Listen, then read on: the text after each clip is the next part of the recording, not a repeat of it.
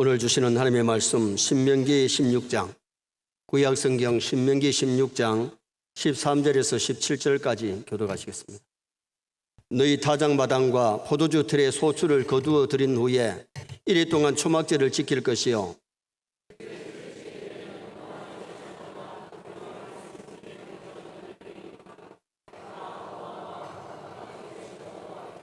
네 하나님 여호와께서 택하신 곳에서 너는 이래 동안 내 하나님 여호와 앞에 절기를 지키고 내 하나님 여호와께서 내 모든 소출과 내 손으로 행한 모든 일에 복 주실 것이니 너는 온전히 즐거워할지니라.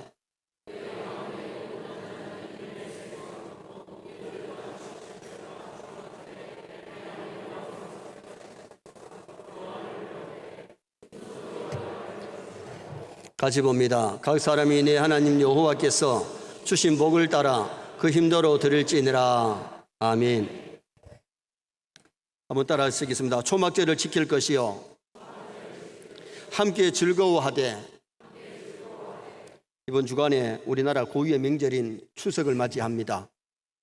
추석은 다른 말로 중추절, 가배, 한가위라고 얘기하지요. 이 추석은 한 해 농사를 끝내고 수확하기 전에 풍요로움을 바라보면서 즐거워하는 명절이에요. 우리나라 추석의 유래는 고대 사회 풍농제에서 기원을 했습니다. 교회로 말하면 추수감사절에 해당되는데 그때는 우리나라가 하나님을 몰랐기 때문에 복음이 들어오지 않았기 때문에 신라 제3대 유리왕 때 절기를 정해서 8월 말부터 10월 초까지 하늘은 높고 푸르고 시원한 계절이고 풍요로운 계절이기 때문에 그때의 날짜를 음력 8월 15일을 정해가지고 이 추석을 지내도록 했습니다. 추석에는 각종 행사와 잔치를 벌이고 추석 아침에 차례상을 차려놓고 또 조상들에게 감사를 했죠. 성모를 가서 벌초를 하고 1년 내내 지은 농사의 첫 열매를 묘 앞에서 조상신에게 그들은 감사를 했어요. 하나님을 모르니까 풍요를 갖다가 하나님이 주신 것인데 죽은 조상들이 주는 줄 알고 조상신에게 그들은 감사를 했어요. 그리고 돌아와서 민속놀이를 하면서 가족들이 맛있는 음식을 나누어 먹으면서 즐거워한 절기가 중추절입니다. 그런데 성경에 보면 추석 같은 명절이 나오는데 그것이 뭐냐? 초막절이에요. 초막절은 오늘 우리 교회의 추수감사절 같은데 추수감사절은 농사를 다 추수해놓고 지내는 것이 추수감사절이고 추석은 추수하기 전에 풍요로움을 보면서 즐기는 것이 추석이죠. 성도들은 추석을 차례상을 차리고 이 감사를 잘못 드릴 것이 아니고 죄 짓는 추석이 아니라 스트레스 받는 추석이 아니라 하나님께 감사하고 부모들에게 효도하고 주의 사랑과 복음 전하는 아름다운 명절 되기를 주님의 이름으로 축원합니다. 많은 사람들이 고향을 찾기도 하고 친척을 찾아가는데 정말 추석 명절에 스트레스 받고 열받아 오는 사람 많아요. 그래서 추석을 지내고 명절을 지내고 나서 명절 증후군을 앓는 사람들이 있거든요. 베드로가 6월절에 시험 들었듯이 명절에 많은 성도들이 시험에 드는 사람이 있다는 겁니다. 우리는 시험 들지 말고 죄 짓지 말고 정말 명절을 가볍게 아름답게 보내야 되겠는데 그러면 우리 성도들이 추석을 어떻게 보내야 되느냐? 첫째는 하나님께 감사하는 추석을 보내야 될 줄 믿습니다. 풍요를 주신 하나님께 우리는 먼저 하나님께 감사하는 추석이 되어야 돼요. 자, 15절 말씀 우리 다 같이 한번 읽으시겠습니다.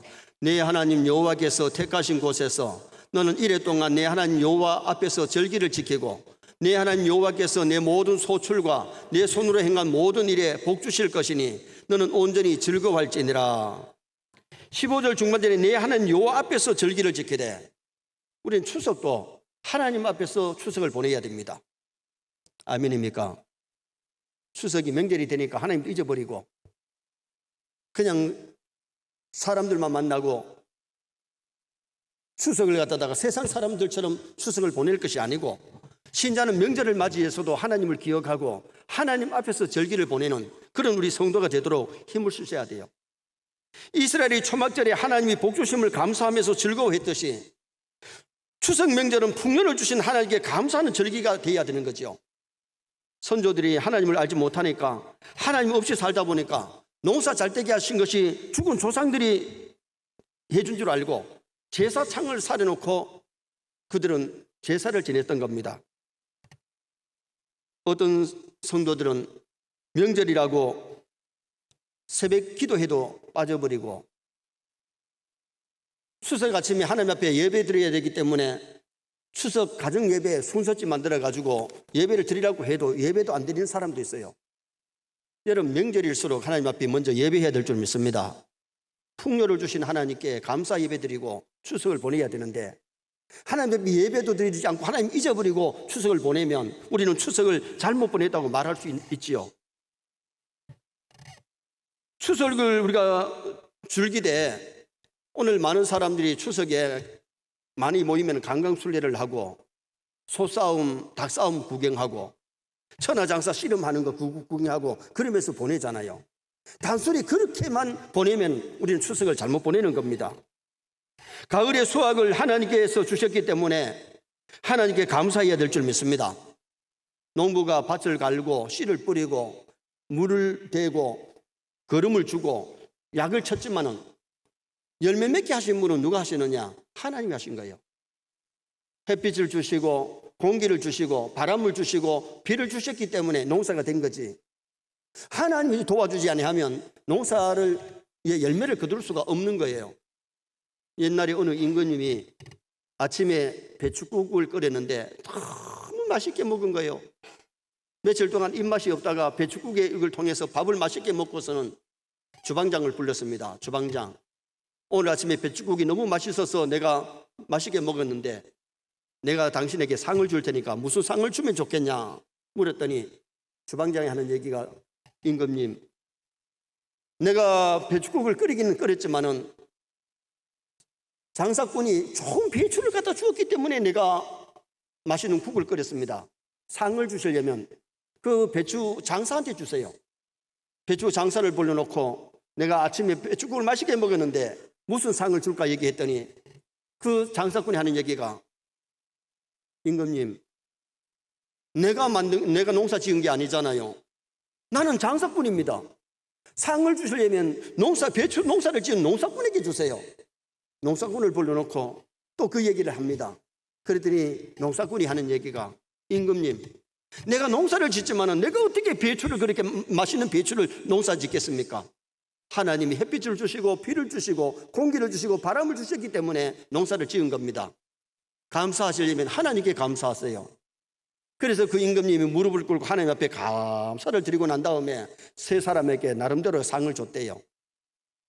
여러분, 우리가 중추절을 맞이해서 오곡백과 무르익은 것을 보면서 우리는 죽은 조상에게 감사할 것이 아니고 이 모든 햇빛을 주시고 비를 주신 하나님께 감사해야 될 줄 믿습니다. 바벨론 포로 이후에 초막절은 유대인에게 있어서 인기 있는 절기였습니다. 그동안 사방으로 흩어져 있던 사람들, 디아스포라들이, 바벨론에, 애굽에, 아수리에 있던 사람들이 다 예루살렘에 모입니다. 온 가족이 함께 들판에 모여가지고 초막절을 짓고 하나님께 감사했던 절기가 초막절 절기예요. 우리나라는 추수감사절을 농사 다 추수하고 난 다음에 11월 셋째 주 하니까 좀 늦은 감이 있어요. 원래는 우리 교회가 30주년이기 때문에 10월 셋째 주일 날 추수감사제를 하고 여기에서 예배 마친 다음에 음악회를 한 다음에 밖에 나가서 우리가 음식을 나누면서 아마 이 추수감사제를 다를 때보다는 좀 달리 추수감사를 지내려 합니다.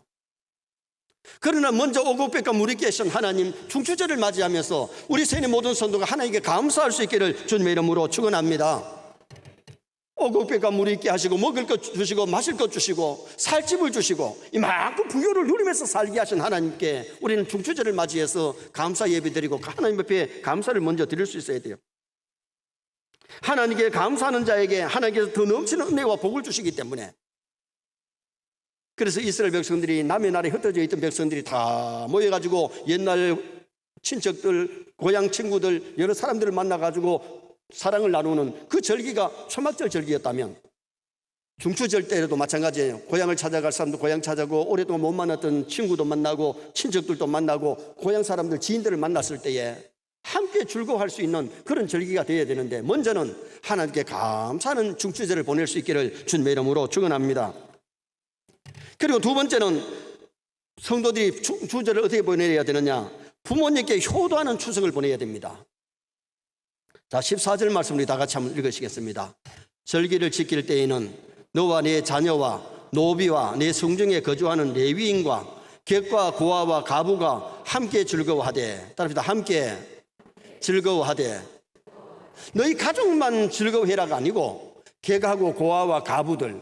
그런데 오늘 이 본문 속에 보면 누가 빠져 있느냐? 부모가 사실 빠져 있어요.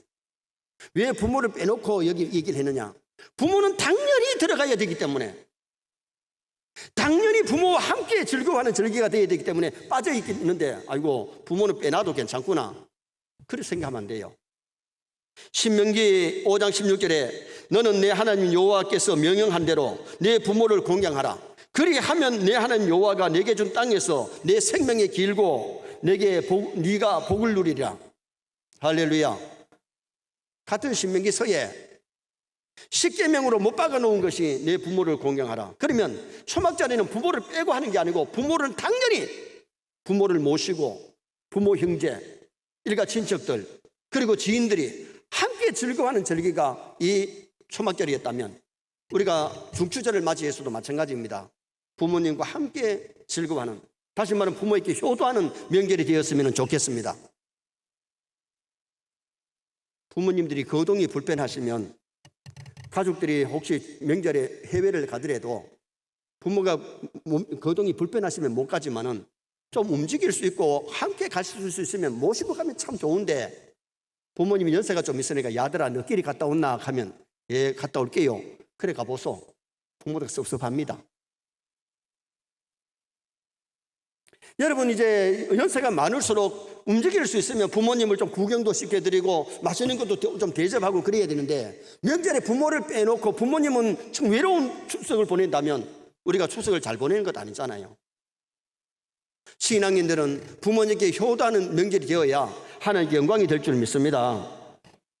불신자들은 추석날 죽은 조상에게 제사를 지내는데, 우리 신앙인들은 살아있는 부모님들에게 정말 감사하고 부모님들을 섬기는 기회가 되어야 되죠. 그리고 부모님들이 이미 돌아가셨으면 묘소에 찾아가서 벌초도 하고 산소도 한번 둘러보고 오는 것이 우리 이게 중추절의 명절이 되어야 되는 거죠. 예수 믿기 때문에 무조건 산소도 한 번도 둘러보지 않고 벌초도 하지 않아야 하고, 그게 잘한 게 아니잖아요. 신앙인들도 해야 될 것은 산소를 둘러보기도 하고 벌초도 하고, 그러면 살아있는 부모님들에게 효도하는 그런 아름다운 명절을 우리가 보내야 된다는 거죠. 부모를 공경해야 될 의미는, 공경하라는 의미는 하나님 부모님께 감사하라는 거예요. 낳아주시고 길러주신 부모님의 은혜에 감사해야 돼요. 우리는 부모님에게 이중적인 빛을 지고 있는데, 생명의 빛, 하나님이 우리를 이 땅에 보내실 때에 부모를 통해 태어나게 하셨고 부모를 통해 양육받은 줄 믿습니다. 그래서 생명의 빛을 지고 있고 양육의 빛을 지고 있어요. 우리가 스스로 그냥 자란 게 아니에요. 부모를 통해서 양육받고 부모의 사랑 속에 우리가 자라왔잖아요. 거의 20년 동안을 부모님의 돌봄 속에 자란 거예요. 사실 우리나라만큼 부모가 자식에게 잘해주는 나라가 그리 안 많아요. 없어요. 미국이나 독일 같은 나라는 18세까지만 키워주면 대학 가고 안 가는 건 지가 알아서 해야 돼. 등록금도 지가 준비해야 돼. 장가 가고 안 가는 건 자기가 알아서 해야 돼. 근데 우리나라는 대학 등록금 다 대주고 장가 보내주고 시집 보내주고 또 재산 물려주는 게 우리나라 사람들 아닙니까? 그렇다면 당연히 오늘 우리는 더 많이 부모님께 감사해야 돼요. 우리 한국의 아이들이 교환 공부를 하러 가서 미국에 갔더니 미국 애들이 그랬더래요. 네 교환 학생으로 왔는데 네 지금 이 비용을 누가 대주노 하니까, 네가 어떻게 준비했나 물으니까 우리 부모가 다 대줬다. 이야, 너희 부모 대단하다. 상상 못하는 일들을 우리 한국에서 하고 있는 거죠. 여러분, 낳아주시고 길러주신 부모님의 은혜를 잊어버리지 말고 부모님께 효도하는 추석 될 수 있기를 주님의 이름으로 축원합니다. 그리고는 순종하라는, 부모 공경하라는 말은 순종하라는 겁니다. 에베소 6장 1절에 자녀들아 주 안에서 너희 부모에게 순종하라. 이것이 옳으니라.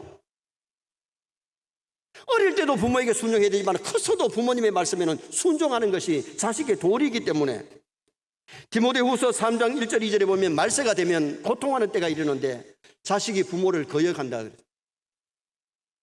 말세가 될수록 자식들이 부모를 안 돌보려 그리고 노인은 자꾸 많아지는데 부모를 돌보지 않으려고 하는 것이 오늘 현 사회입니다. 그러나 오늘 우리는 부모에게 순종하고 부모를 잘 공경해야 되죠.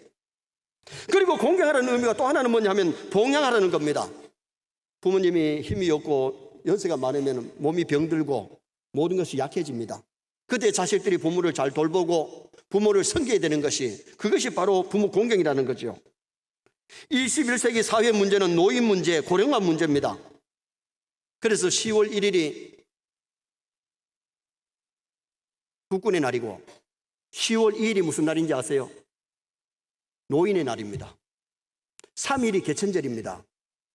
여러분, 내 부모가 아니라도 노인들은 공경해야 될 줄 믿습니다. 그래서 성경은 새 머리 앞에 일어서라. 머리가 여기 씌인 것은 연세가 많다는 건데 젊은 사람들도 머리가 씌어가지고 허연 사람 있어요. 그래가지고 그 사람이 뭐라고 하느니 새 머리 앞에 일어서라 했다고. 여러분, 새 머리 앞에 일어서라는 말은 연료하신 연세 많으신 분들을 공경하라는 그 말씀인데, 오늘 우리가 신앙생활 하면서 부모님을 공경하라는 말은 부모님께 감사해라, 부모에게 순종해라, 부모를 잘 봉양해라, 그런 의미의 말씀이에요. 유치부 자녀를 둔 어리 집사님이 어느 날 아이들이 교회 갔다 오더니만은 중얼중얼 뭘 외우고 있더래요. 뭘 외우는가 귀를 기울여 봤더니 10계명을 외우는데 5계명을 외울 때 뭐라 하는 거 하니 내 부모를 공격하라, 내 부모를 공경하라 이러더래요. 야, 네 어떻게 공격하라 하느냐? 공경이다, 공경. 그래 바로 잡아주니까 유치부 아들이 묻더래요. 아빠, 공격하고 공경이 어떻게 다르냐 묻더래. 공경은 부모를 갖다가 사랑하고 부모님의 말씀에 순종하는 것이 공경이다. 공격이 뭐냐?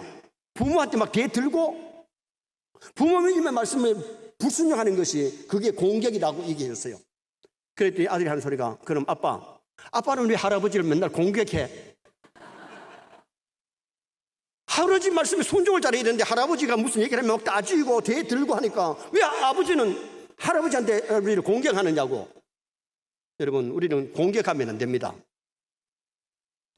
사실 우리가 부모를 공격한다 그러지만은 어떨 때는 부모님 말씀에 대들고 따지고 그걸 이렇게 공격하는 때가 있잖아요. 한 번도 공격 안 한 사람 한번 손 들어보소. 정말 부모를 공경해야 되는데 공격하는 사람들이 많다는 겁니다. 초나라 때에, 중국의 초나라 때에 원곡이라고 하는 사람이 있었는데 어느 날 아버지가 연로하여 병든 할아버지를 수레를 끌고 가서 깊은 산속에다가 버리고 오라 그랬어요. 아들이 원곡이가 할아버지를 수레에 싣고는 깊은 산속에 가서 정말 버리고 돌아왔는데 수레를 끌고 온 거예요.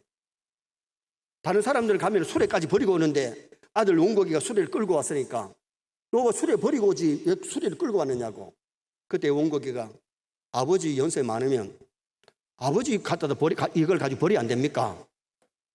그랬더니 아버지가 한참 생각을 하더니만은 원곡이를 데리고 다시 수레를 끌고 가서 깊은 산속에 버린 아버지를 모시고 와서 돌아가실 때까지 잘 섬겼다는 얘기입니다. 심은 대로 거두습니다. 부모를 잘 공경하는 것을 자녀들에게 보여줘야 되는데 자기는 아버지를 버려놓고 자기는 안 버릴 줄 알지요. 자기는 언제나 젊을 줄 알지요. 우리가 젊음이 늘 있는 것 아닙니다. 어느 때인가 우리도 아버지처럼 될 때가 있고 할아버지처럼 될 날이 옵니다. 그래서 오늘 우리가 부모를 공경하는 것이 10계명에 5계명으로 못 박혀 있고 오늘 본문에는 자녀들과 노예 그리고는 여러 사람들 이웃과 함께 즐기되 부모가 이 본문에는 빠져 있지만은 신명기서에는 분명히 부모를 잘 공경하고 부모와 함께 초막절을 지키고 명절을 보내는 그것을 말씀하고 있습니다.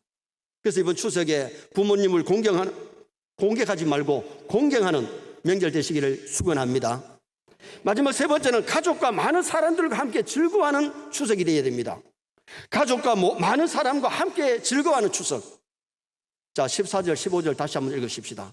절기를 지킬 때에는 너와 네 자녀와 노비와 네 성경에 거주하는 레위인과 객과 고아와 가부가 함께 즐거워하되 내 하나님 여호와께서 택하신 곳에서 너는 이래 동안 내 하나님 여호와 앞에서 절기를 지키고 내 하나님 여호와께서 내 모든 소출과 내 손으로 행한 모든 일에 복 주실 것이니 너는 온전히 즐거워할지니라. 할렐루야. 하나님께 감사를 드리고 부모님 공경하고 그러면 가족들과 일가 친척들이 성도들이 함께 즐거워하는 초막절을 보낼 때에 하나님이 복 주시리라고 약속하신 메시지예요. 우리가 중수절을 정말 고향 친척들, 고향을 찾았을 때에 친구들, 지인들을 만났을 때에 주의 사랑과 복음 전할 수 있는 기회를 삼는다면 얼마나 멋있고 아름다운 명절이 될 수 있잖아요. 추석은 과거의 나쁜 감정을 풀고 슬픈 기억을 다 털어버리고 좋은 것을 생각하면서 함께 기쁨을 나누고 음식을 나누고 덕담을 나누고 사랑을 나눌 수 있는 명절이 된다면 하나님께 영광 될 것입니다. 기독교는 믿음, 소망, 사랑의 종교인 줄 믿습니다. 추석에 믿지 않는 친척, 고향 친구들, 지인들에게 전도할 기회를 만들고 선을 베풀 수 있는 그런 기회를 우리는 만들어 가야 돼요. 제가 어릴 때만 해도 가난하게 살다가 가을에 열매를 거두고 이제 곡식 익으면 추수를 해가지고 일찍이 좀 밥을 하고 송편을 만들어가지고 이웃끼리 송편도 나누어 먹어요. 근데 요사이는 이웃하고 별로 떡을 만들어 나누는 것들이 약하잖아요. 도시 같은데. 여러분, 우리가 추석은 서로 사랑을 나누고 음식을 나누고 덕담을 나누고 즐거워하는 절기가 되어야 될 줄 믿습니다. 스트레스 받고 오는 절기라면 오히려 그 절기를 그렇게 안 보내는 것이 낫지요. 좀 더 봉사하고 섬김으로 말미암아 남에게도 기쁨을 주고 내 자신도 기쁨을 누릴 수 있는 즐거워하는 명절이 돼야지 스트레스 받는, 열받는 명절이 되어서는 안 된다는 겁니다. 추석은 가족만의 명절이 아니라 한 민족 전체의 명절이 되어야 되는데 외롭고 소외된 사람들, 쓸쓸한 사람이 있다면 좀 위로해주고 사랑을 베풀 수 있는, 그리고 은혜를 베풀어 주신 분들에게 고마움을 표시할 수 있는 그런 명절이라면 우리가 추석을 바르게 보낸 명절이 될 수 있는 거죠. 신명기 14장 29절에 너희 중에 분깃이나 기업이 없는 레위인과 내 성중에 거류하는 객과 및 고아와 가부들이 와서 먹고 배부르게 하라.